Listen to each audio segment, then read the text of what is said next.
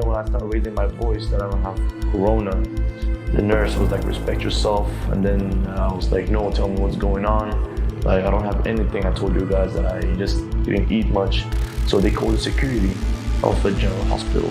He came inside the room where I was sitting in the bed.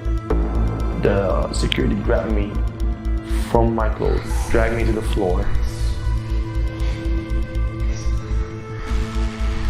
This day I'm just like, wow, they literally used me for 2 months. It was a struggle.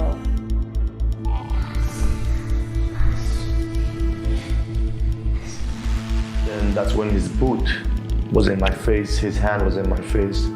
This place was purple. My eyes from here and here was, the inside was red. And as you can see, I have here the too. Yeah, that's from his boot.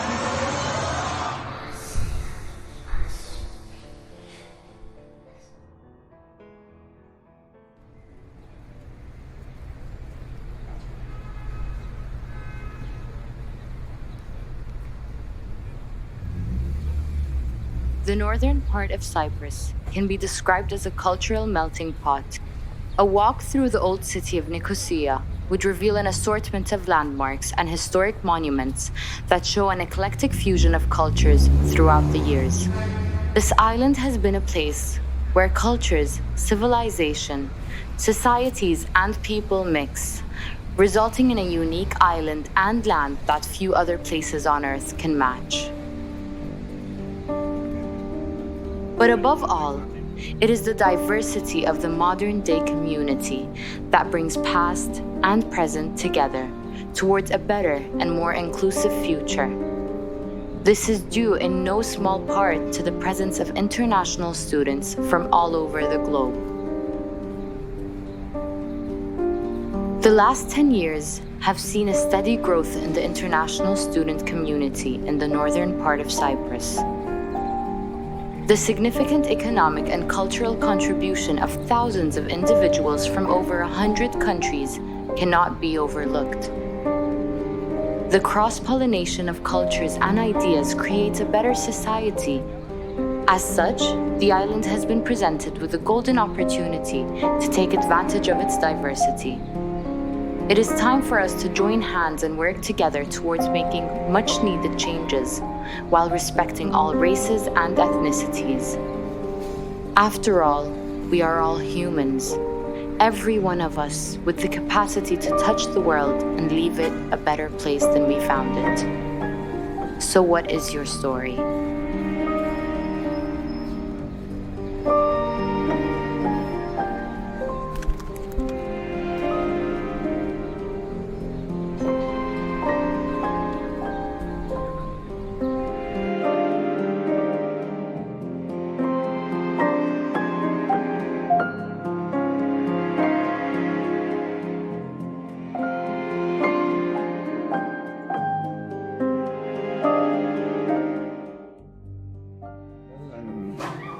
I'm one of the shop owners in Mausakale Passage. It's a bar, and there is another facilities as well inside, like jewelry kind of shops or handmade craft kind of stuff. And I'm living here. I think there is racism, but not that much, at least from where I live, my, let's say, my habitat around me. I don't see much. I don't think in that way as well. So, but we heard as general sayings, you know, like when people talk about it. But the younger generation is much more clever about these issues, that they can understand that here's a world, so we're all this together kind of stuff. But it will change, and it seems positive to me. How it goes seems positive to me. Okay. Thank you. Would you say, do you have like any personal experience or a story, a memory you had with a student here? In the bar or in your life in general, you can share with us maybe? I do have memories with like foreign students here, but it's not like any other memory than any other people, you know? Like, it's like you became friends somehow because you have some common points, like going to the bar and drinking maybe. Maybe I own the bar, maybe they came. it's okay. I can put myself into every position in that, but I cannot specify anything like this happened with a foreign student or whatever, but this happens with a friend or something. That's what Institutions are the pillars of society. Their choices, decisions, and acts can give us either a dignified life or a hard one. As a Turkish citizen here, I do feel like I have more privileges over other international students since I am a Turkish citizen and because I can pass the language barrier, but most people here, locals as well, they also know English. So yes, you're gonna meet some people that do not understand some students, but most people know English, and if they want to understand, they will understand. This rings true even more for international students and people in a foreign land, as their rights can be completely dependent on these institutions. Well, to be honest, it was not my first option because I was trying to get into one of the universities back home. It's a new one, it just opened, it has like, it's trendy and the education is for free and it's really like high, like ranked university in my country. But well, I didn't get in. I was lacking like 2 points in the exam, so I had to look for some other options, but I didn't have much time, to be honest, because it was like midsummer. So then a friend of mine who was going to go here already just, told me about this opportunity. I was like, okay, that's really nice. So I just checked up with all the requirements they had, and it just worked. I came here to study, and I was not fully informed of the place I was coming to. The person that brought me here lied to me. He lied to me so much and made me believe things that were not true. And he told me that that everything here is cheap. You can easily communicate with everyone. And me being a guy, he told me that, the girls, they love black men and whatnot. And, I was intrigued. I was like, I kind of like this place. I'm going to, venture into something new. And he told me that houses are cheap, but for some reason, he kept on wanting me to go into the dorms. And, I kept on insisting not to go into the dorms because I didn't want to be in dorm for my first semester. But when my dad came, he convinced my dad that, dorm was what's best for me. And when I got to dorm, I'd pre-booked a dorm for myself, a single person dorm. So when I got here, I went to the international office and I was registering, I registered. So there was a miscommunication. The person that was behind me got my room, and I was then forced to go into a 4-person dorm. So when I went to the dorm, I realized that it was a 4-person dorm, and I went back because when I opened the door, got into the room, the first thing I saw was a black, hairy man coming down off a bunk bed. And I was like, I am definitely not staying here. I went back to the international office and I told them, please find me another room, up until they sent me to a 2-person room. And that 2-person room, it was substandard from what I had seen online and the pictures of the rooms I was being showed by my agent. Okay, in terms of schooling here, I would say in my department, it's kind of okay in the sense that, they tend to be strict in what they want from students. There's this very strong need for perfection, especially in architecture. So they kind of push you to almost beyond your limits. In the sense that I noticed even in the department, when the lecturers are trying to communicate or trying to teach, they tend to explain more in Turkish than in English. It's even they explain in Iranian as well. So in Farsi, sorry. So you see someone explaining for like 30 minutes in Turkish, maybe 10 minutes in Iranian, and they will tell you in English, or in summary, what I was trying to say was, and he talks for like 2 minutes, and you're like, okay. I know that this explanation was way more than this, but we just have to. Uluslararası öğrencilerle ilgili unutulmayacak çok fazla anım var. Çünkü çok fazla değer verdiğim, çok yakın olduğum insanlar var uluslararası öğrenciler arasında. O nedenle çok özel anılarım var onlarla. Ama tabii ki dostluk, arkadaşlık penceresi dışında uluslararası öğrenciler perspektifinden bakarsak benim için unutulmaz anılar daha çok onların kültürlerini, yaşam tarzlarını, dünyaya bakış açılarını paylaştığımız anlar. Unutulmaz anlar diye tanımlayabileceğim. Çünkü onların kültürlerine, yaşamlarına, onlar için dünyanın nasıl olduğuna tanık olmak bende çok güzel duygular uyandırıyor. Bunlardan en temeli belki de hepimizin ne kadar farklı ve bu farklılıkların ne kadar büyük bir zenginlik olduğunu görmek ve bunun yanı sıra aslında hepimizin ne kadar da benzer olduğunu görmek oluyor. Bunları yaşadığım anda düşündüğüm şu oluyor. Aslında hepimiz bir ağacın dalları gibiyiz. Her bir dal birbirinden farklı, her bir dalın açısı farklı. Ancak özünde aynı kökte birleşiyoruz ve bu bütünlüğü hissetmek aslında dünyanın her yerinden insanlarla ne kadar farklı, zengin yönleri olduğunu görmekle birlikte ne kadar benzer yönlerimiz olduğunu görmek bana çok güzel hissettiriyor. Bunun haricinde anı olarak, somut, spesifik bir anı olarak söyleyebileceğim.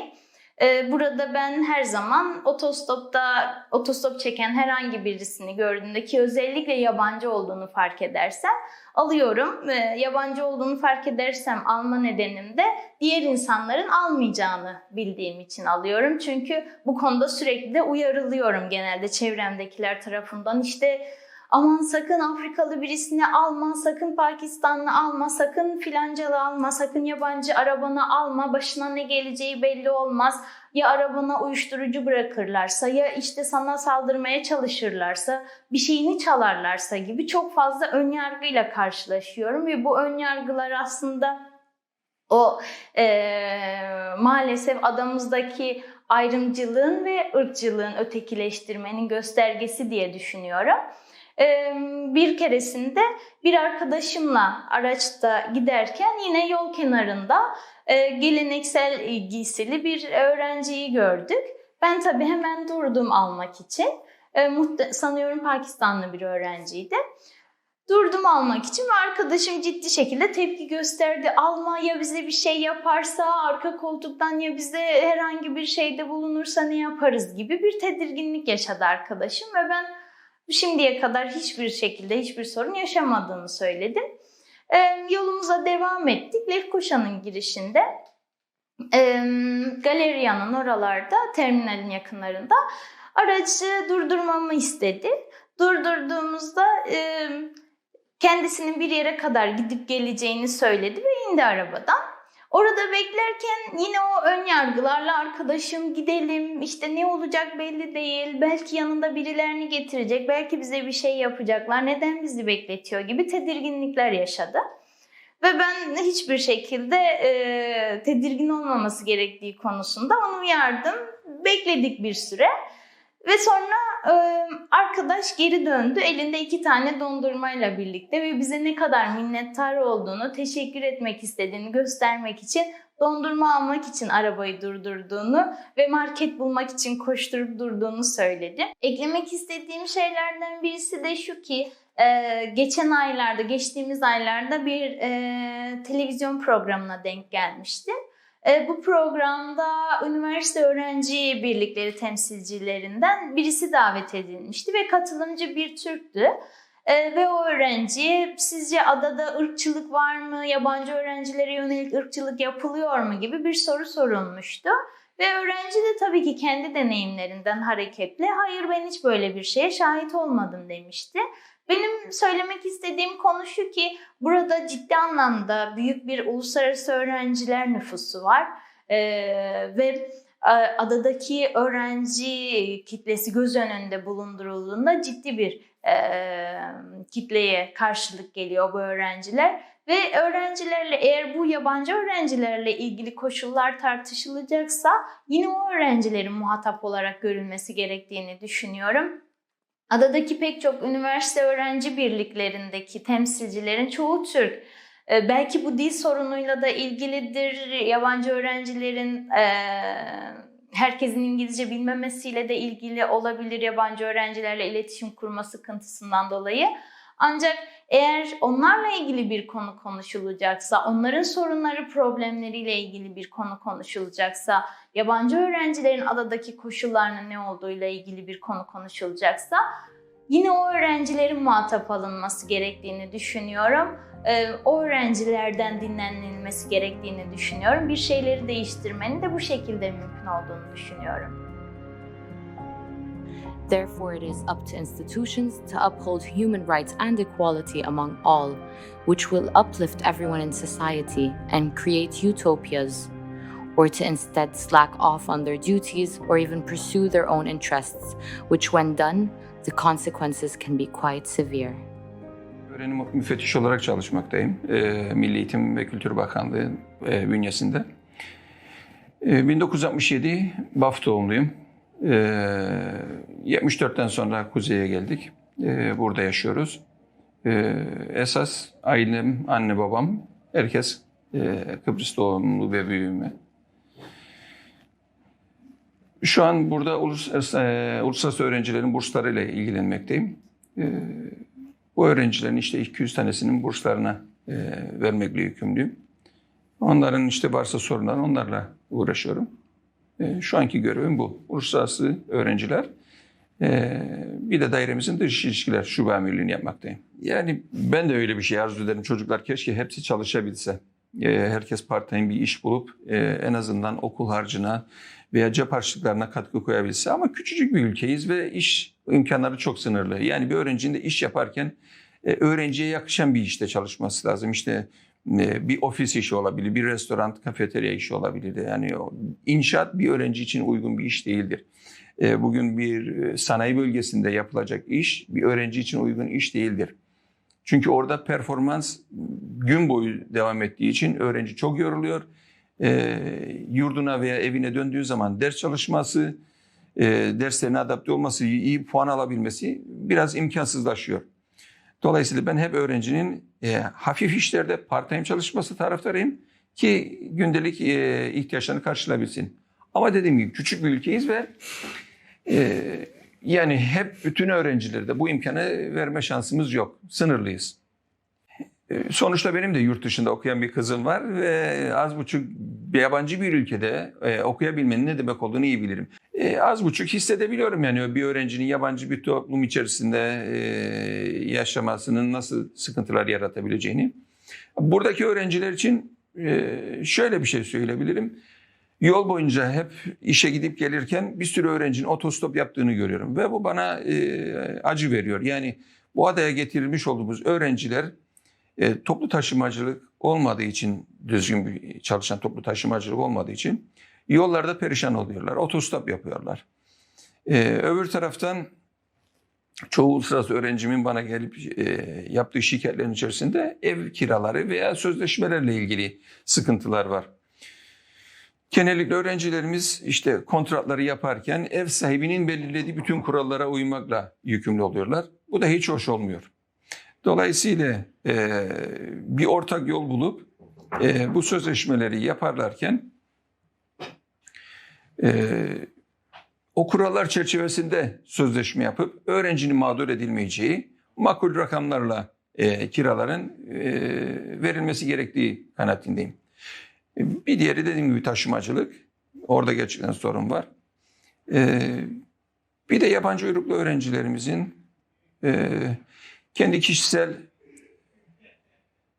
dolaşımları, belki ibadetleri, çünkü ülke içerisinde seyahat o da bir sıkıntı.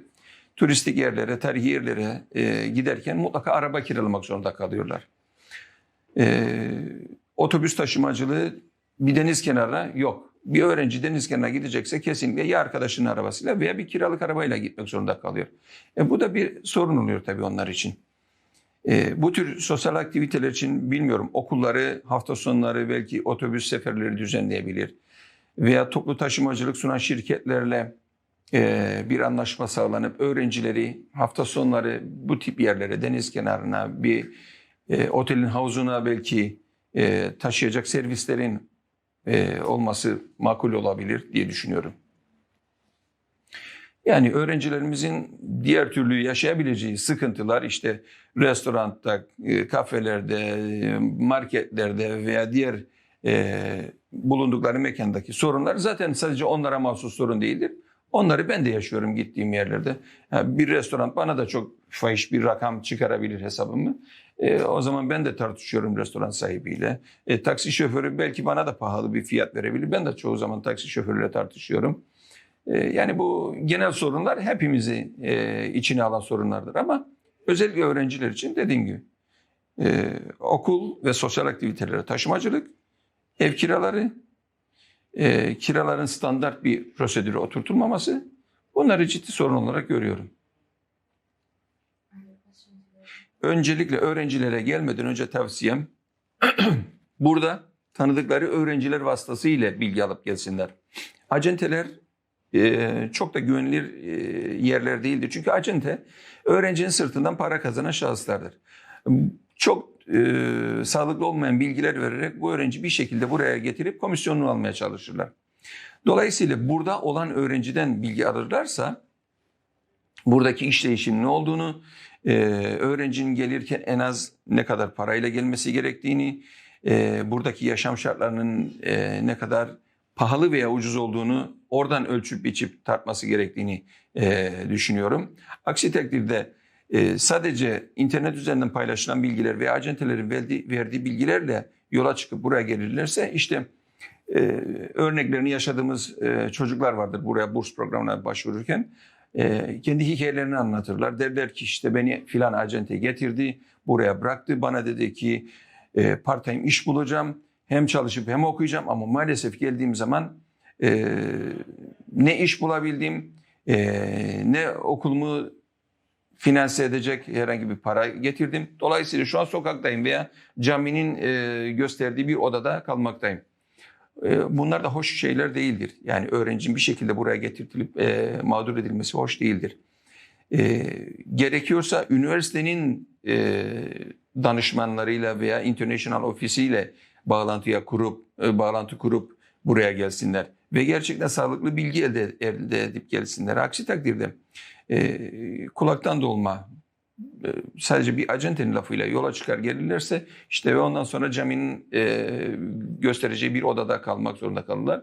Veya bir başka öğrencim, Yemenli bir öğrencim, acentenin getirip buraya bıraktığı ve 5 parasız kaldığı günleri anlatan bir öğrencim bana şöyle anlatmıştı. 5 parasız bir odada, baraka gibi bir odada kalmak zorundayım hocam. Lütfen elimden tutun, gidecek, sığınacak bir yerim yok, kapım yok. Lütfen bu scholarship programdan yararlanmazsam kesinlikle borç para bulup geri ülkeme dönmek zorunda kalacağım. Ve Yemen'de savaş var, lütfen beni geri göndermeyin dedi. Yani o gün benim yüreğim parçalandı adeta. Bir şekilde komisyon üyeleriyle irtibat kurdum. Başvurusunu komisyona götürdüm. İşte kabul edilmesi için elimden geleni yaptım. Sağ olsun burs komisyonumuz da duyarsız kalmadı ve o bursu verdi. O çocuğun ne kadar başarılı oluyor. Şu an en son lisans mezuniyeti son dönem 4.00'la dönemini tamamladı. Ve benim gurur kaynağım oldu. Komisyon üyelerine şimdi söylüyorum. Gördünüz mü bu çocuğa bu bursu verdik ama şu an derecesi 4.00 ve master bursu için de bize tekrar geri başvurmuş durumdadır. Tabii ki elimden geleni yapmak zorundayım. Bu çocuğun tekrardan bursa devam edebilmesi için elimden geleni yapmak zorundayım. Çünkü böyle iyi çocukları kaybetmememiz lazım. Şu an savaş ortamı bulunan bir ülkeye tekrar geri gönderirsem belki de o almış olduğu eğitimi bir kurşunla sıfırlamış olabilirim. Dolayısıyla şu an bir dönem daha burada kalsın. Belki master bursundan yararlanır da master'ı da okursa 2 yıl sonra ortamın yatıştığı bir ülkeye göndermek benim için daha hayırlı ve öğrenci açısından da daha iyi olur diye düşünüyorum. So maybe as someone who's pretty active within the social community here, I've realized that there are so many problems that students face in the area that we're in. They can go from gender-based issues to housing issues, working issues, and so on, especially within the different institutions. But, I mean, it's a beautiful environment. The place is nice. The people are nice. It just has so much potential, but we see that this potential is not being brought out in the best way possible. And it breaks your heart when you see that so many people around you can be helpless, can feel lost, can feel suffocated sometimes by all the things that they go through. And you can't even help them in the best way possible. I came here because it was a better opportunity for me, because my country, it has hard living, where life there is so hard and the poverty and universities are not good. When I heard about this university and the ranking of the world rank, that's when I had the chance to come here. I was experienced with institutional discrimination in this island when it comes to racial, when it comes to my skin, where I'm from, when it comes to the language barrier, when it comes to me as a student, because as I know, like, people in this island, they don't like students much because they do a lot of trouble. So they stereotype me as same as them, rather than thinking of there might be someone different. But most of the people in this island, they actually judge other people, especially students, when it comes to stereotyping, as all the same. The first incident for me here in this island that shifted my life, it was in the beginning of the corona pandemic, around March. As everyone knows, that countries were suffering with money and like living standards and everything. My father had hard times to send me money, so I been broke for like a week. So I was really hungry when I was going down out from my dorm. And then because I didn't eat, I fainted. I fall down the floor. The ambulance came. They thought that I have corona. They took me to the general hospital. That's where the nurses and the doctors there, they were treating me differently. They were spraying things in my eye and they're like, wake up, do you feel any of this? And I was telling them that, I don't have corona. I just fainted like normally because of hunger. I don't have food. And so then they start talking in Turkish, and then I was telling them, like, speak in English so I can understand what's going on here. What is this? What is this? And they all start laughing. And then at some point I raised my voice because they still continued to talk in Turkish, where there's this word that right now I forgot about, but there's this word that it's kind of racist, I guess. Because when I asked about it, because it was not only one nurse, it was two of them actually, a man and a female, male and female were saying it. And then when I started raising my voice that I don't have corona, the nurse was like, respect yourself. And then I was like, no, tell me what's going on. Like, I don't have anything. I told you guys that I just didn't eat much. So they called the security of the general hospital. He came inside the room where I was sitting in the bed. The security grabbed me from my clothes, dragged me to the floor. I didn't have the energy to stand up because still, like, my body was drowsy and dizzy. But even though at that time I was just speaking and looking, like opening my eyes. So he pulled me down from the bed and dragged me all the way from the hall in front of the people until the security office. And then that's when his boot was in my face, his hand was in my face. This place was purple. My eyes from here and here was, the inside was red. And as you can see, I have here the tooth. Yeah, that's from his boot. And that was the first incident, like he just broke my tooth. And then from there, the police officers came. And then I was telling them, like, I didn't do anything. And the police officer realized that, okay, why would they do that to this guy? Because he realized I was beaten already, you know.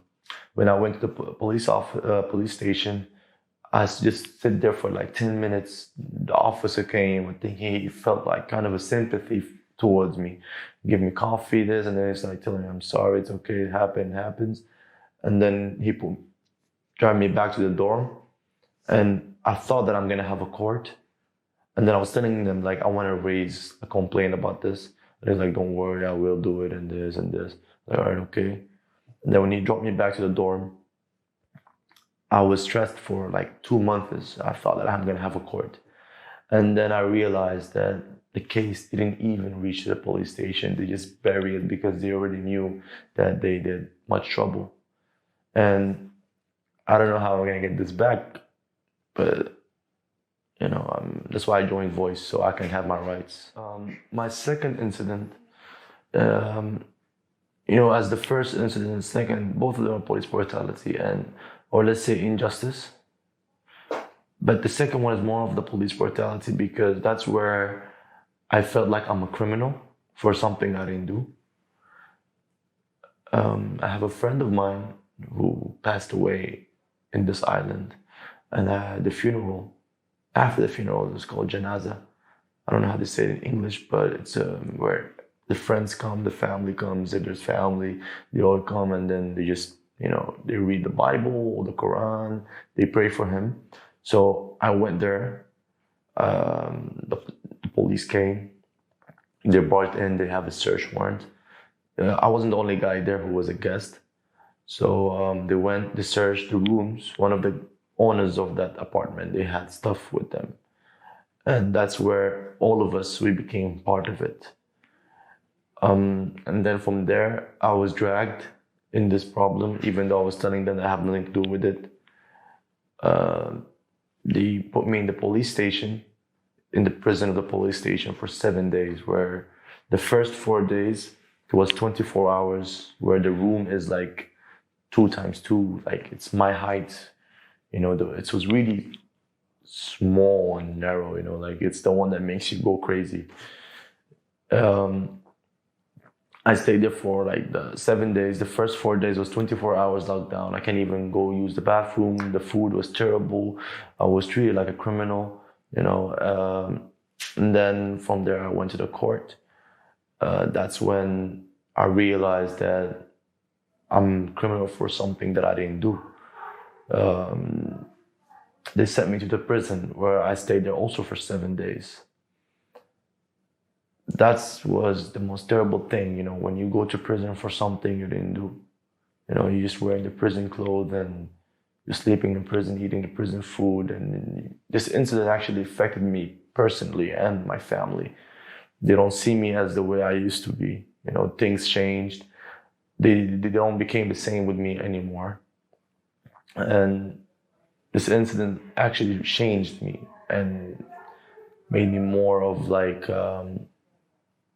sad person, let's say cold person, because I just realized this what happened is injustice.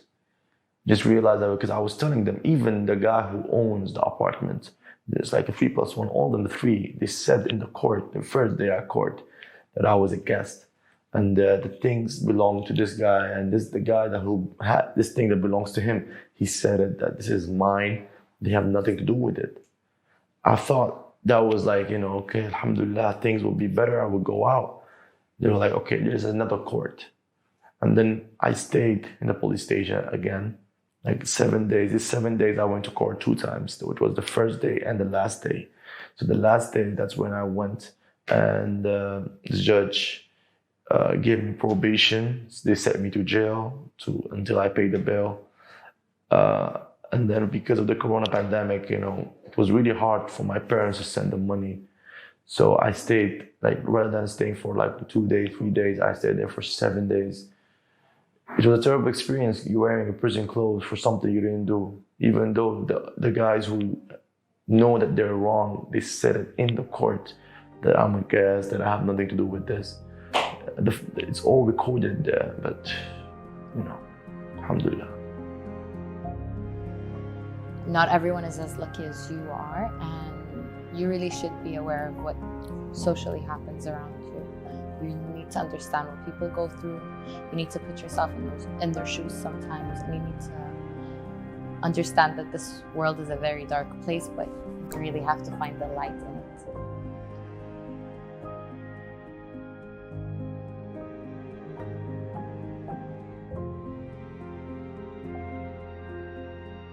As we pursue equality and inclusiveness, gender issues cannot be ignored. The issue of gender equality and rights has been a significant topic for 100 years. One experience I had where my sexuality I felt like was a target is once I was with my friends. We went to a neon party here in the island, and we thought it was going to be very fun, and it was for the most part, until I started dancing with my friends in a way where they didn't find it normal, a little bit maybe too provocative, in a way of, oh, it is not the same sex, like opposite sex is the same sex, and they kicked us out for that specific reason if we do not stop dancing in that way. So we just decided, me and my friends, to just leave, because clearly this is not a welcoming place for us, and we cannot have fun and be comfortable with our own skin. So we just left. Any modern society based on human rights and equal treatment for all must recognize the value of all genders and their contributions to society, and must act in accordance with that. My experience as an LGBT international student here has been a roller coaster. I faced a lot of criticism and hate, especially during my first year, because a lot of Zimbabweans don't think, that people like that exist in their own country. So then when you come out here, they look at you like you're an embarrassment for them. And I noticed that the biggest haters are actually usually the people from your own country. But at the last 2 years, I have accepted myself more and more, and I experiment a lot more with my style, my clothes, my hair. And I feel like me accepting myself opened the door for people to then respect me for who I am and all that I am. There's good people and there's those who just don't like you for who you are. But that's okay, because not everyone's going to like you, and that's just how the world is. Ben uluslararası öğrencilerle kendimi eşit olarak hissetmiyorum aslında tam anlamıyla. Neden bu şekilde düşünüyorum? Çünkü onların bana göre dezavantajlı durumda olduklarını düşünüyorum. En basit örneği, ben bir ev kiralamak istediğimde, bu adanın herhangi bir yerinde ev kiralamak istediğimde, ten rengime, geldiğim ülkeye, kültürüme göre bir muameleyle karşılaşmıyorum ev sahipleri tarafından. Girne'de bir üniversitede çalıştığım dönemde 2 Kamerunlu öğrenciye ev bulmak için bazı emlakçılarla görüşmüştüm. Ve aldığım cevap çoğunlukla biz Afrikalı öğrencilere ev vermiyoruz şeklindeydi. Yine ben dediğim gibi ten rengimden dolayı bir kadın olarak hiçbir zaman ücretli bir şekilde cinsellik teklifiyle karşılaşmıyorum. Yine bir arkadaşımdan örnek vermek gerekirse otostop çektiği bir aracın sürücüsü tarafından ücret karşılığı birliktelik teklif edilmişti kendisine. Bunu öğrendiğimde çok öfkelendim. Neden numarasını almadın, neden plakasını almadın diye tepki göstermiştim. Fakat haliyle burada bir yabancı olarak tedirgin olduğunu, neyle karşılaşacağını bilmediğini, kimseyi karşısına almak istemediğini, bununla birlikte eğer bu şekilde bir şey duyulursa insanlar tarafından kendisine nasıl yaklaşılacağına dair kaygıları olduğundan bahsetmişti. Yine bir başka sorun olarak bahsedebileceğim, dezavantajlı durum olarak bahsedebileceğim bir konu. Ben burada yerli olduğum için ulaşım sorunu yaşadığımda kendi aracım olmasa bile bir tanıdığım vasıtasıyla yine bir yerlere gidebilmem mümkün. Ancak burada bir uluslararası öğrenci ciddi anlamda ulaşım sorunu yaşayabiliyor. Çünkü toplu taşımamız yeterli düzeyde değil, çok kısıtlı, çok sınırlı. how it made me feel when I was just trying to have fun and dance with my friends and just enjoy the night, thinking everybody was welcomed. And as soon as you start feeling comfortable with your own skin and happy with yourself and with your friends, and then told to stop having fun the way you want to just because they feel like it's against human ideology or human, I don't know, club law or something, or human comfort, other human comfort rather than your own, it's really made me feel like I'm not being treated as a human, while others were. Their concern and their uncomfortable experiences with me dancing with my friends was way more important than actually saying that this is a party where everybody is welcomed and can have fun. That's the biggest one. I felt disappointed. I felt degraded as a human. I felt unwelcomed, and that's the reason why I just ended up leaving the party rather than staying and trying to stop myself. I wouldn't want to be in a place where I could try to, like, I can't even have fun, and I just decided to then just leave. I think society could be more inclusive by educating people about the LGBT community. I think a lot of hate comes from a lack of understanding. There's a lot of times that I can use an example, which actually works for me as well. Growing up, people kind of, I'd say in Zimbabwe, it was common to say that most terrorists were Muslim.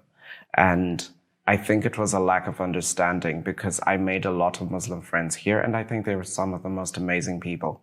And they're judged based off of, you know, a rumor that somebody has said or just spread. And I think that affects everybody else. But, you know, from speaking to them, they have helped me understand how those people come about doing things like, you know, terrorist attacks. And I think in the same light, if people were educated about, you know, how this comes about, because a lot of people I know, they don't understand it. Some say it's a hormonal imbalance or whatever. I don't know what it is, but I think if we all try to listen to each other, it would definitely make a huge difference. People in that society must also know that we are all one and the same, and recognize that when people from a certain gender are denied their rights and denied equal treatment, it can have significant results on the society as a whole, and as the individual themselves as well. I mean, it's been a week and a half, and the project already had quite an impact on me, actually. I mean, first of all, let's start with the things I've heard, the things I've seen from the interviewees, the stories I've heard. They already, gave me, although I knew a lot of them, like I knew this stuff happens here, this time I saw it in person, you know, I saw it up close. I heard people, what they went through, the things they went through from all kinds of issues, whether housing or racism or poverty or scam and so on. So it made me more grateful about my life. It gave me a new perspective, a new level, let's say. It made me more aware of what happens here, even though I was already quite aware, but even more aware. You can never be, I guess, aware enough. Second of all, I've already learned a lot. I've already, in terms of experience, in terms of management or leadership, or even for I'm studying psychology, and even my psychology skills improved because I interviewed some people, and then you have to know how to talk to people. So I've already gained quite a lot of experience and learned a lot. So the impact on me has been quite a lot already, actually.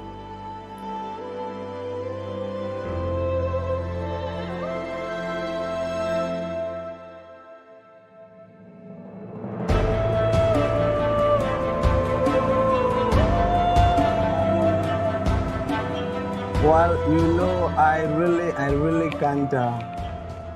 really can't maybe confirm that when someone lives here, or maybe make up your mind to base here to earn a living, something like that, because since I came here, like I said, I am a student here, right? I'm a student. I go to school, like what I explained to you, that job opportunity here is very, very difficult. Though I did not come here for job. But I know it is very, very essential, very normal that even when you are schooling here, when you're a student, you have certain jobs that you have to be doing so as to sustain or carry on certain things that concerns you. So I just believe after my studies, I have to go back to my country. That's just all. But do you think it's possible as a student primarily to find a part-time work, just help yourself? Is that easy? Yeah, it's not that easy. It's not that easy. It's not that easy. The problem there is I know to look for a part-time job, it depends on the individual, right? Because I know to look for a part-time job when you are just at home, it's very, very normal that you can't get it. You just have to go, out in search of it. Maybe if you're fortunate, then you have it. That is what I know. It should be recognized that several international students are in a position where they have to focus on their studies while trying to fund their stay on the island by themselves. It is imperative that their right to decent working conditions is upheld against the background of unsafe workplaces and unfair wages for international students. More can be done to better their stay and ensure they take care of their needs. I started working here because I needed money, not because I was fond of it. And by the time I earned good money or bad money, all it has taught me is that we always have to sacrifice some of our needs in order to fulfill our other needs. This is how it has affected my lifestyle. This is how working has had a major influence in how I'm controlling my finances, because when you earn, then you have to say, okay, what is the biggest necessity? Not even what is the necessity, the biggest one. And then you go for that. And then the other ones are left behind. But it's okay, because at the end of the day, you have what is going to make you function in your life, and you work hard. But it is challenging, as I just say, in every part it is, and I don't know how more I can emphasize on that. But yeah, this is how it affected my life, and I think it will continue. I remember the first ever time I worked here was in 2018. I was doing flower delivery, so I delivered flowers for these white old men. I would take them from their garden, like a warehouse type of garden. I would pick them up and, we put them in a truck and take them to, to the place wherever we're delivering at that point in time. So, at first this man, they were really nice, and I was like, these people are really fair, because we did the same work as everyone else did, and it was pretty fair. But then up until the end of the month came, and I think at that time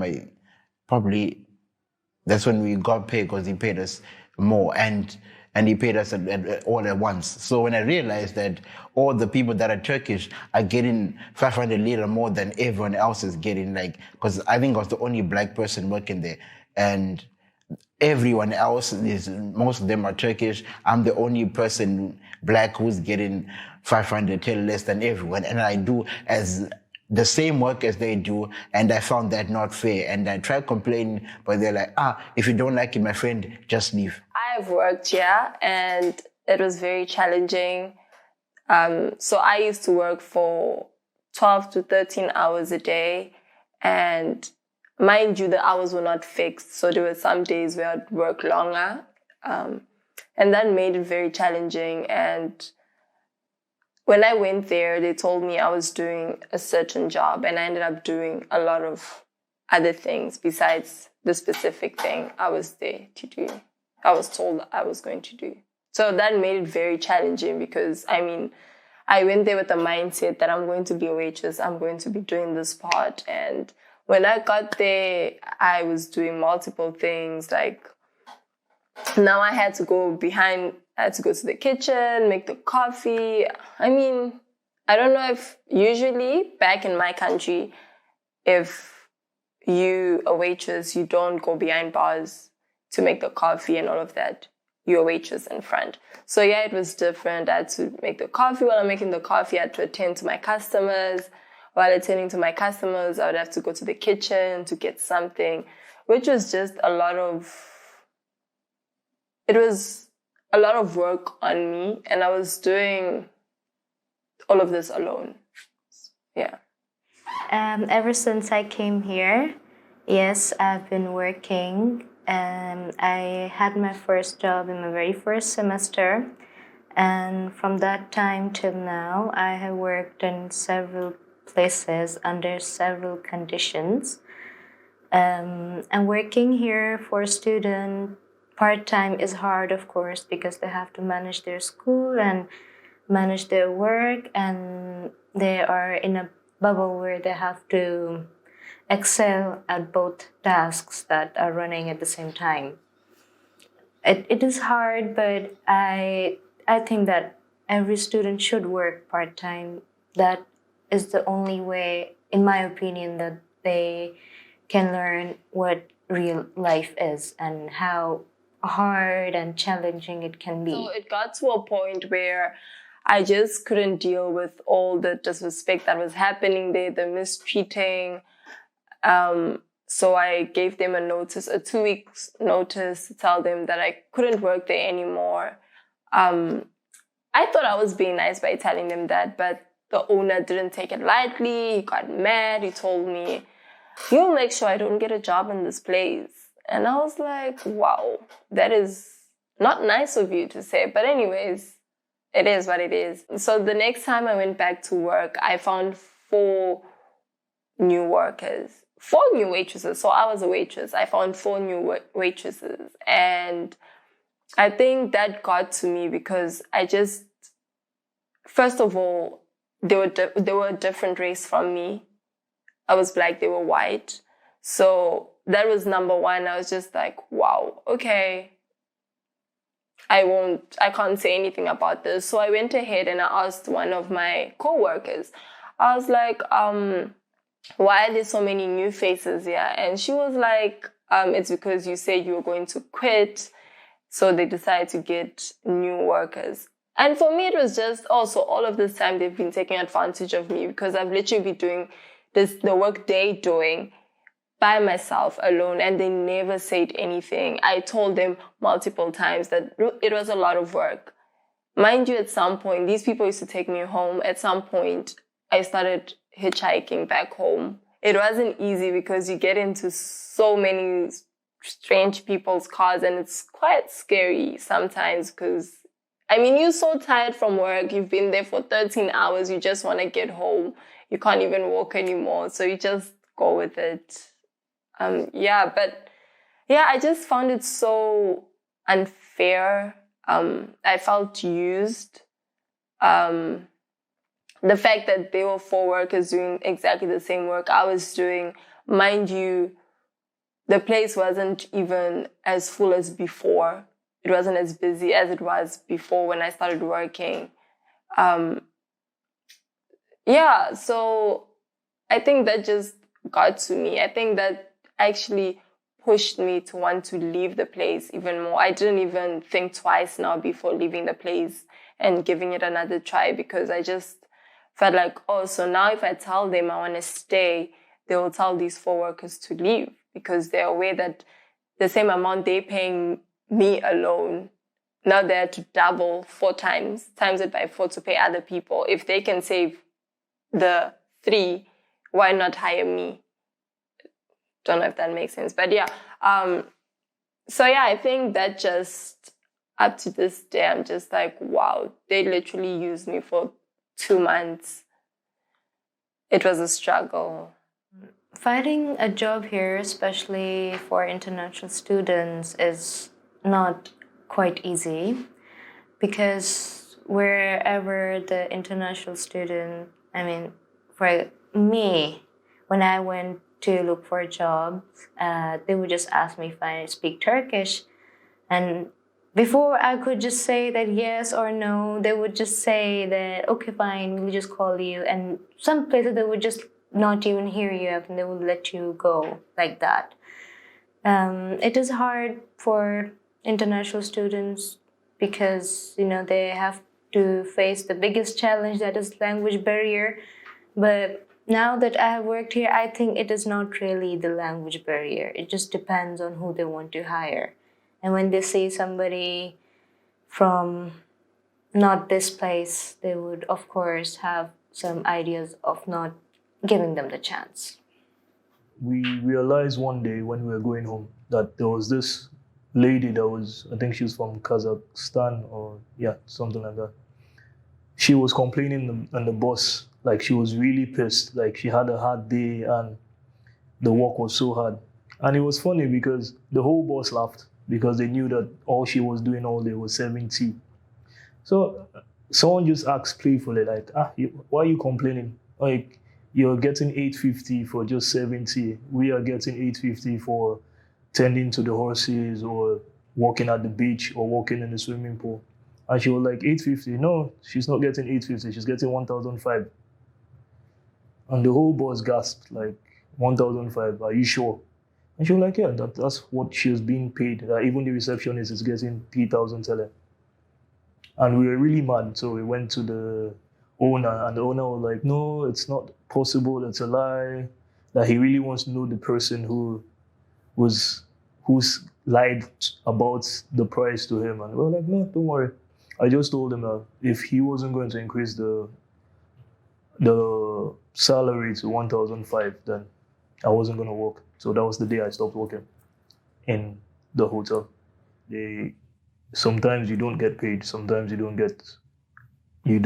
not allowed to eat at break time because probably the amount of work they gave you at that time was more than what you could do in the period of time allocated. So most times they give you something worth 2 hours and they give you like 1 hour to do it. So they will tell you, oh, you can't have your break now. Finish it first, then have your food later. And most times you go to the canteen after you've done your work and they tell you, sorry, the food is finished, wait till closing. So obviously you know that by that time that you're not eating for that day. And so one very bad experience I had was, okay, they all know that Africans or students, let's not even generalize Africans now, students in general need more money. So they promised that if we worked double shifts, that's 16-hour shift, you'll get double the money. So we did it. And I'll never forget that day because they were having a concert of like 5,000 people. So they needed extra hands, obviously. And they wanted us to like go to the store and clean the extra forks and cutleries and all that. So we did that for like 4 hours on end, just cleaning. Every person was supposed to have a 3-course meal. So do the math. 5,000 forks, knives, spoons per person.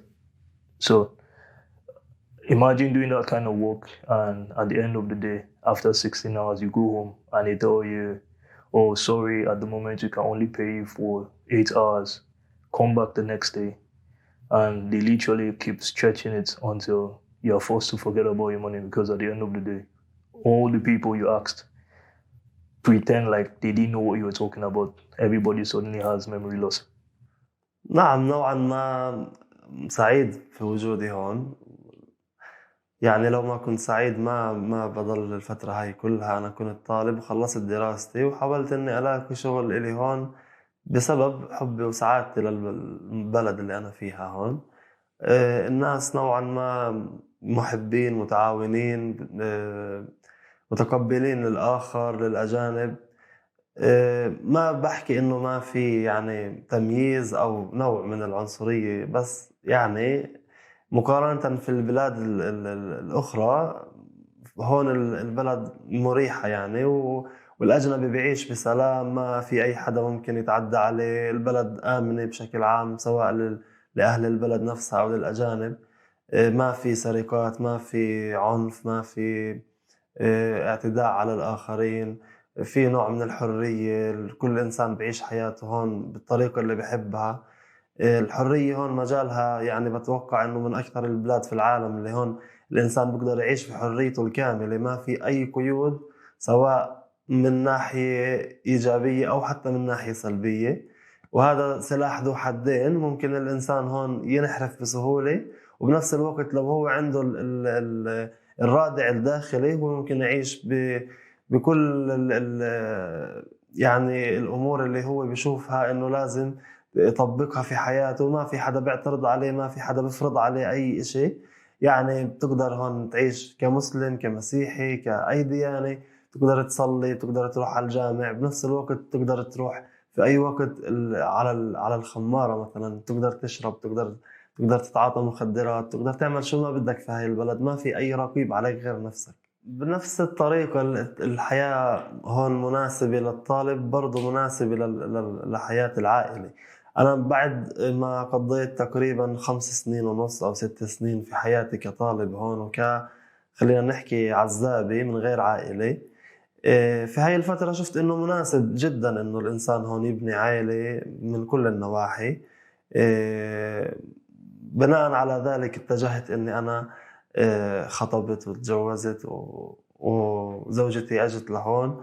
وبنفس الوقت كمان يعني زوجتي الآن هي طالبة دكتوراه، والحمد لله ربنا رزقنا في بنت الآن عمرها سنة اسمها زينة. مبسوطين كثير في حياتنا في قبرص كعائلة.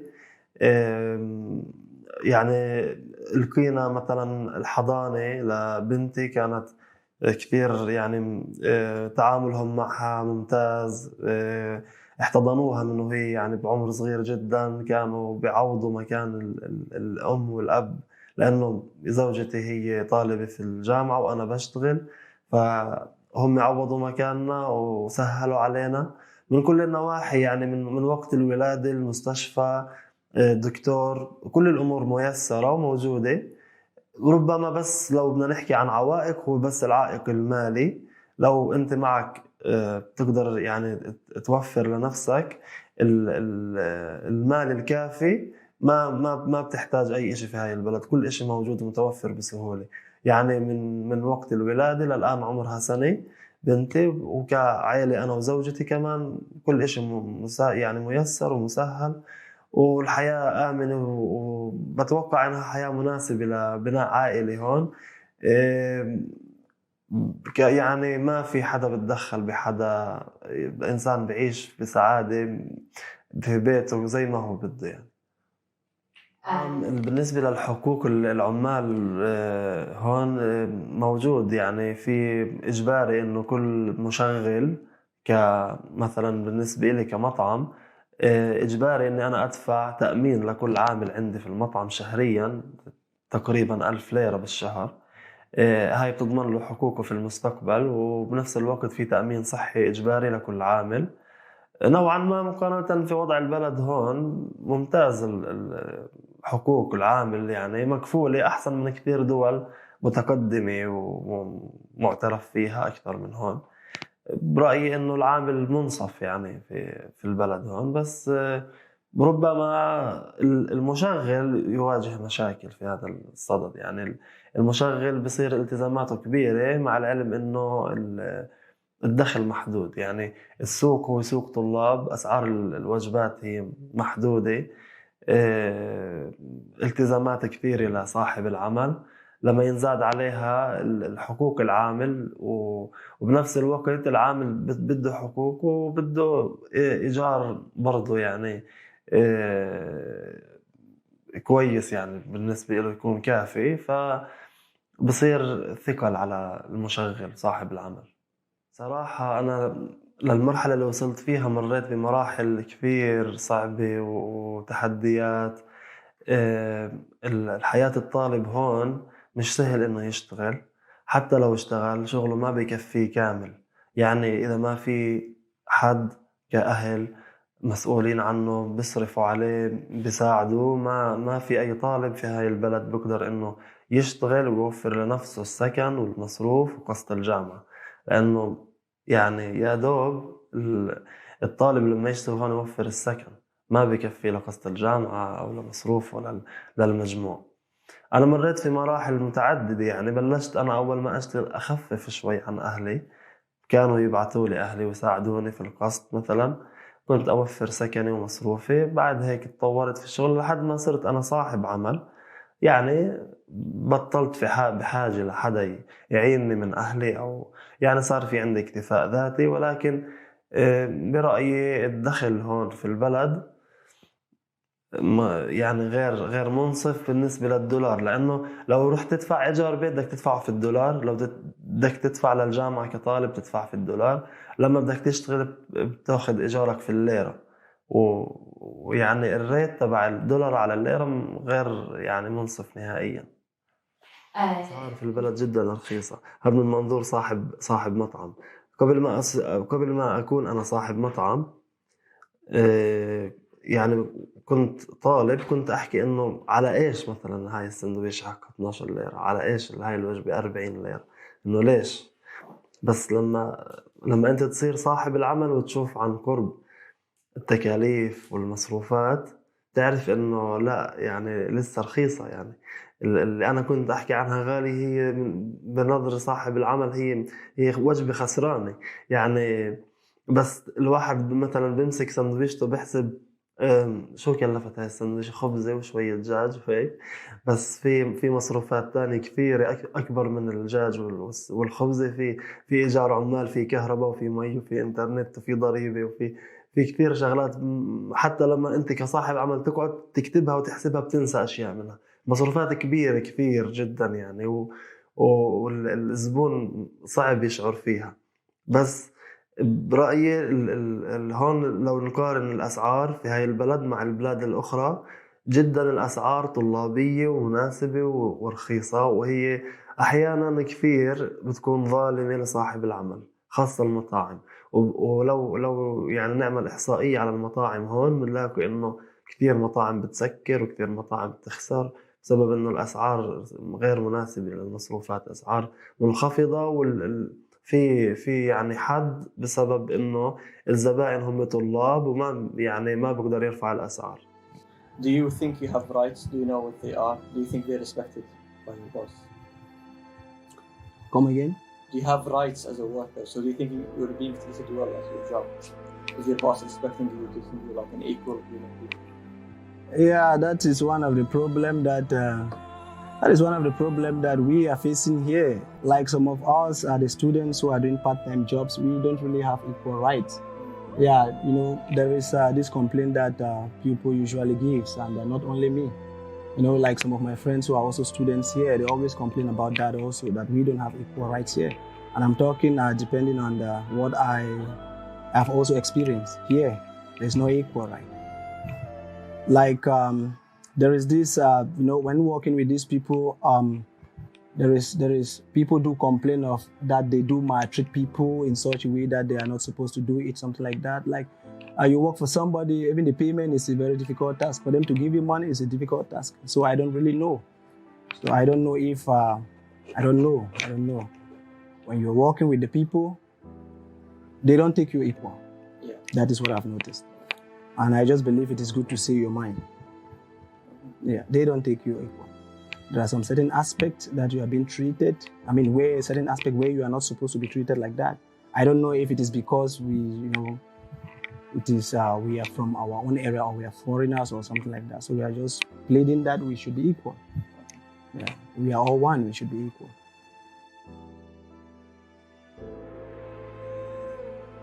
So let's start with how Corona affected the international student population, or the student population here in general. I mean, me personally, I've seen a lot of students who had like a 180-degree change in their lives due to Corona and the lockdown. I mean, the economic changes, some people got laid off from their works. It was their main source of income. Some people, it affected them mentally in a huge way. I think it's had a big change on the international students here in the northern part of Cyprus. What do you think? I mean,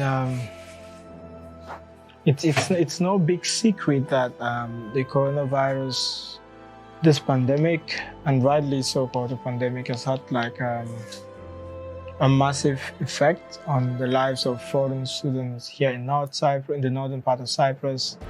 To be fair, I mean, given our experience with students here, there's always been lots of challenges for students in the northern part of Cyprus, and I think that the pandemic just simply amplified these issues, because some of the support systems which they had pre the pandemic basically were non-existent during the pandemic.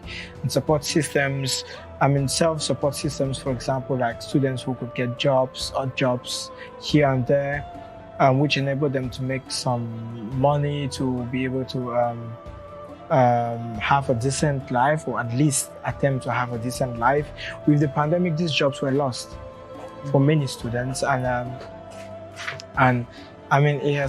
it has made many people to reconsider their stay here in the northern part of Cyprus. In fact, we've seen with the evacuations, the number of students who are leaving, because it is one thing staying here and going to school and working and trying to meet up with expenses. It's another thing just staying and studying and not working and not having any means of sustaining yourself. So I believe for many students, the choice is I'd rather go back home and do my studies online from home. Why should I come and pay a house, stay out of my country, stay away from my family, and then have to withstand the emotional and psychological stress, the financial stress as well caused by the pandemic.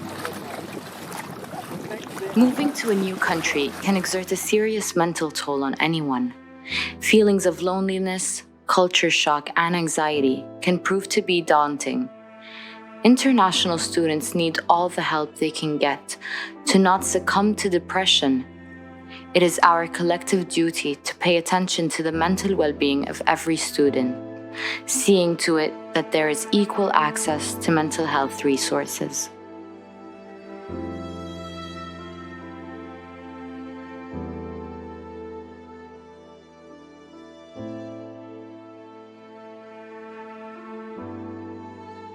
It's not only about the monetary aspect of it, but also the health care, in the sense that the healthcare system here has always been one which has lots of questions. In fact, we've written reports about it as VOIS, about why it needs to be strengthened. And we see with the pandemic, especially this second wave for Cyprus, because the first wave, I think, was for northern part of Cyprus was really under control by the administration. But the second wave has been, we all see now there are over 80-something persons currently that we know of currently under care. There might be more, which we don't know of. And as a foreign student, and I'm sure I speak for many foreign students, people ask themselves, before the pandemic, I had difficulties going to the hospital to be taken care of.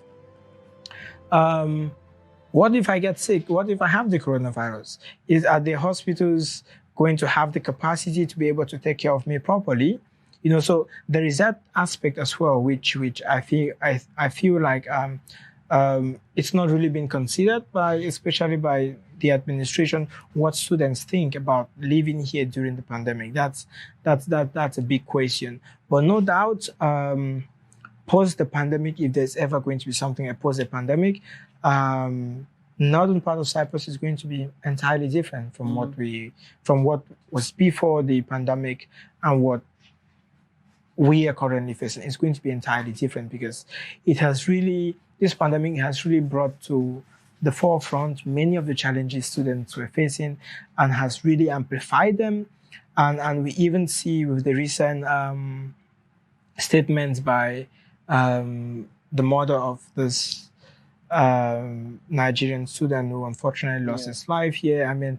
This happened, I think, sometime in November or December when he lost his life. And then it was this August that the parents or the mother really brought it to the forefront. You see the heated conversation, the debate this has brought about Nigerian students here with the Nigerian, or some members of the Nigerian government threatening to blacklist the northern part of Cyprus. I don't think that is going to happen anyways, but at least it has brought this to the international media. You have people who perhaps knew about the northern part of Cyprus but had never really covered it, now paying attention to it, saying, okay, what is happening here? And because there are questions, there's going to be the need for answers. And these answers is really going to shape these answers, by the way, and by these answers, I mean how the administration responds to this is really going to shape how the northern part of Cyprus is going to be in the future. I've definitely been through tough times mentally here. And yeah, I think the reason was because, you know, when you're studying engineering, or necessarily, I think when you study a lot of degrees nowadays, there isn't necessarily a focus on meaning, and there isn't necessarily a focus on what's going to happen after you graduate. The curriculum is not set up in a way that aims to help you succeed with the way the world is set up now. And I think when you're looking into the future, you sort of realize most of the things you're doing in class don't correlate with what's actually going on in the real world. And for me, that was a very big obstacle, because I'm the kind of person who, if I'm engaging in an activity, I like to know that whatever I'm doing is relevant and whatever I'm doing is going to have meaning. And imagine going to class, let's say, for about 20 plus hours a week, and you're doing things that are not necessarily going to help your future, and you can be doing better things with your time. So that sort of had a very, very big effect on my mental. And the word I usually like to say is it made me feel stifled. Yeah, it made me feel stifled a lot. And it sort of just messes with your head a lot. And I was thinking about it, you know, and it sort of pushes you to a dark place to an extent. But luckily for me, I would say I had friends, I had, you know, people to guide me through it, and the love that people showed me. So I was just like, and that was what helped me get out of that place mentally, and to be at the place where I am now, because now I feel as though I'm okay and I'm happy and I'm living the way I want to be living. But at the beginning, it wasn't easy. I'm not even going to lie about that. And yeah. Not necessarily. I don't feel safe talking to a psychologist, because the last time I tried it, they literally, because I don't know, like I said before, probably different upbringings or different experiences. They looked at us like, oh, we were having this very hard life or something like that. When you try to explain, oh, back home, this was normal for us compared to the way people view things here. And you're looking at you like, oh, your life must have been very terrible or very hard. Rather than trying to listen and understand, they tend to listen and judge. So it wasn't really, not necessarily a nice experience, because most times it's, as an African, it's almost, you kind of feel weak even thinking of going to a psychologist. So imagine after fighting those battles personally, and you're like, okay, let me just see how this thing goes, and you go there and someone is looking at you like a lab rat, you wouldn't want to go back. The problem in this island when it comes to healthcare, you know, when it comes to the hospitals, how they treat students, and how they react when it comes to students, they come to them. I lost 2 friends who went to the general hospital here in this island. One of them passed away in January. I can't say the names because, you know, but I can tell you the incidents. Back in January, my friend passed away. He had diabetes. So sometimes diabetes make you dizzy. So they sent him to the general hospital. Rather than checking his blood and this, they gave him glucose, which is increase his level of sugar in his body. That leads to diabetic coma, where 3 days later he passed away. The other friend who passed away in May, this May, lack of ambulance, where, have you ever seen an ambulance without nurse, without even the machines? It's just a bed. My friend, suddenly his heart stopped. We called the ambulance. They were already more than 10 minutes late. And the ambulance came without a nurse, without no machines. I was even surprised. That's why I went to the general hospital after them. He also got in a coma where he got brain damaged. because the blood wasn't reaching the brain. He stayed in a coma for 5 to 6 days, and then he passed away. That's the problem when it comes to medical healthcare here. Even me, they thought that I had corona, and then they had to beat me up. I guess you can see here. They had to beat me up there, just because I was refusing, telling them that I don't have corona. That's the problem when it comes to the healthcare. Considering my mental health, the situations I have been in here, my mental health was affected. There was a time, it was for not long actually, just 2-3 months, that I was, I actually isolated myself. I wasn't speaking to anybody. I would just go to school and come back home. At that time, I didn't even have a job because it was just right after the summer in September. So I went to my friends to try talking, but then I could just see them having a great life where everything is okay and their expenses are being paid off, and I would just sit and think that why I cannot be like this. At those times I was letting all these odds affect me, and then I just thought maybe I could go to PDRAM to talk about it. I went to PDRAM. I had appointments every week, and she would ask me all these questions that I did not have answers to. But then I just told myself I have to be strong no matter what. I shouldn't be giving up like this or even being sad about these things, because if I think about everything over here, I signed up for this maybe, and there's a reason I'm here, or there's a reason I am in this environment. With time, I kept teaching myself that thing, and I don't even know. I just got better, or let's say maybe I got used to it, that I don't even feel the pain that's in my head.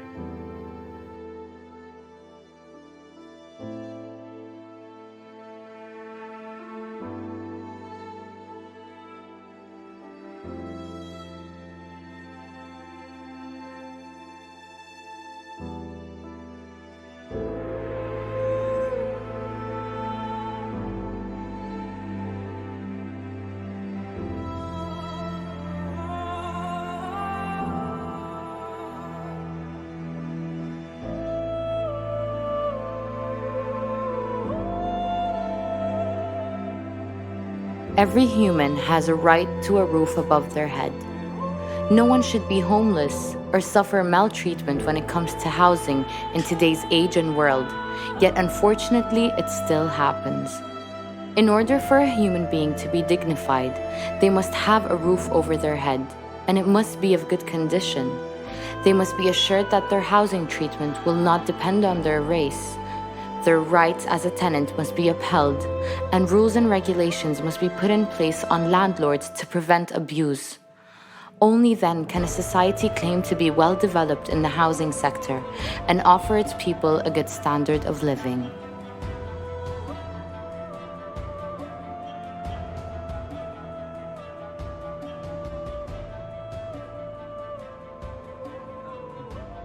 The reason that I decided that I needed first to be the one in charge of finding my own house, because I've seen a lot of scamming that goes around in relation with finding a house here, or renting a house, or buying or investing. So there's so many scales when it comes to this matter.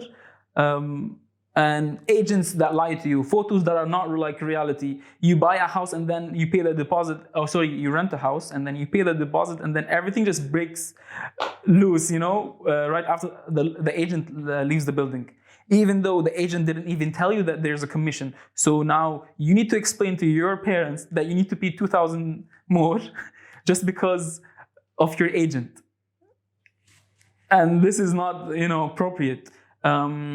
And not just that, so many different issues that comes with finding a house as well, and how it's all independent. Actually, there's no rule or a platform that is professional enough with the services that shows, okay, this is what we have, this is what we can offer, this is what we stand by till the end of the road with you. Plus, after. What happens after I get the house or rent the house or buy the house, this is more important because I'm gonna be living there for a year, 2, or for the rest of my life.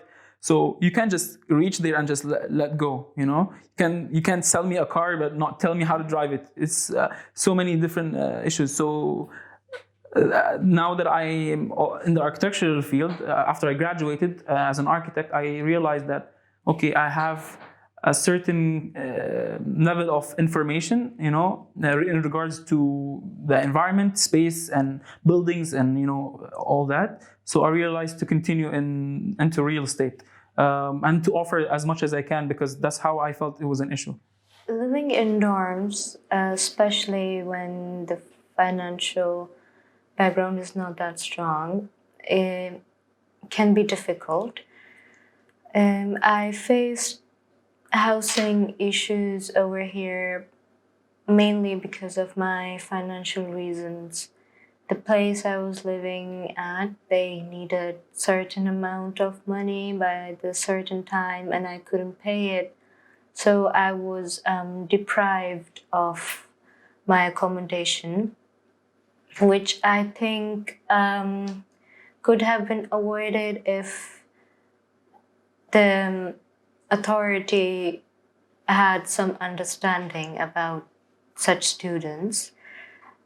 At some point, I do not blame them as well, because they also have somebody to answer to. But what I believe that it wouldn't have been so bad if they could have just let a student like that have some time and figure out the issues. Housing for other people, I'm not sure how that goes, because I actually have seen families getting deprived of the roof. And from my personal experience, it wasn't nice, it was hopeless, it was a hard time. And I think that when it comes to financial situations, nobody really cares about that. They do not listen, and they just do what they think is right at that moment. The way I was treated, obviously, I do not think it was fair. I wish there was another way, and I actually remember that every night. So from that perspective, it wasn't fair. It wasn't even right. It wasn't even according to the humanity. I'll be very frank and honest about this. I'm a landlord, he's a landlord, she's a landlord. We can all be landlords. And this is someone who bought a house. I'm talking about foreigners, let's say, in a place, who bought a house and who wants to invest in this house. If they're not going to live in it, therefore they're renting it for a purpose. And all they need is good care. But you can't just be like, okay, that landlord is a bad guy, who pushes us to pay our rent or to take care of the house, or he lied to us. He took my deposit for breaking just the TV. The TV costs a lot. So him going through a lot of unfortunate events and experiences makes him evolve into this bad landlord. I want to keep that in mind. But with that in mind, that also again does not justify you being a really hard-headed, and strong-arm anyone whoever is renting, because you own the house and you can just, make it official that this person that lives in your house has committed a crime whatsoever, and you can kick him out. So you cannot just threaten whoever is living in your house as a landlord because you're in charge. So both ways, they both should really understand their situation. So I can't justify this, or I can't justify being way too noisy and still be like, I have a contract, I can stay here for a year. So I'm on both sides, I'm actually neutral.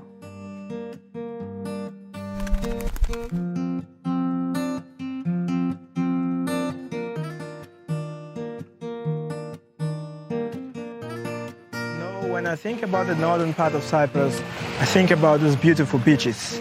I think of its rich history and its constant clash with different civilizations. I think of its people and its constant struggle to find a place for itself in today's world. More importantly, I think of the thousands of foreign students and workers who live here, and I wonder what their experiences are in this unique place, a place which is at constant loggerheads with its history, present, and its future. Doing this project, our intention was always to understand the experiences of foreign students here like never before. We intended to use the lens to put human faces and voices to these experiences which we often hear about. But the northern part of Cyprus is not only its foreign students. As such, we interviewed locals in efforts to also get to know how they view the experiences and encounters with foreign students. Our goal has been to like never before put faces to the numerous stories we hear from students about their experiences and from locals about their interactions with students. We hope that bringing these stories to the limelight will generate much needed discussion and engender the change which we need to make society better for both students and locals. We don't intend to denigrate any one person or any one organization or the people living in the northern part of Cyprus. No, we are simply amplifying voices and hope that as we do, the stakeholders and duty bearers pay attention because we have so much to offer each other.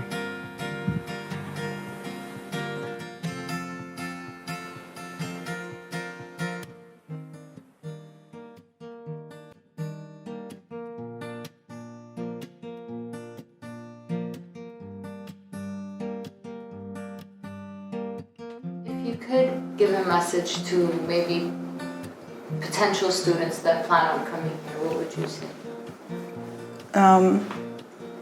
I would say that, what would I say to those who want to come here? Well, guys, it's beautiful, first of all. It's beautiful when it comes to like nature, like sights, everything. It's amazing, breathtaking. I just want people who are in the same situation as I am, that they can come to me or anybody else or to the people who are around me right now, and they can talk to them and they can share their experiences. They shouldn't feel that they are not a part of this place. They are. And actually, such people are making a journey that in the future days will be used as examples. For all the students who are suffering with anxiety, suffering with all of this, patience, pray, wait, and anxiety will help you to love yourself more. You know, even though you can be stressed about yourself, about your health, it makes you more aware to your health, more aware to yourself. So don't think that you're different. Don't think that you are going crazy. But no, just understand that patience, and inshallah everything will be okay.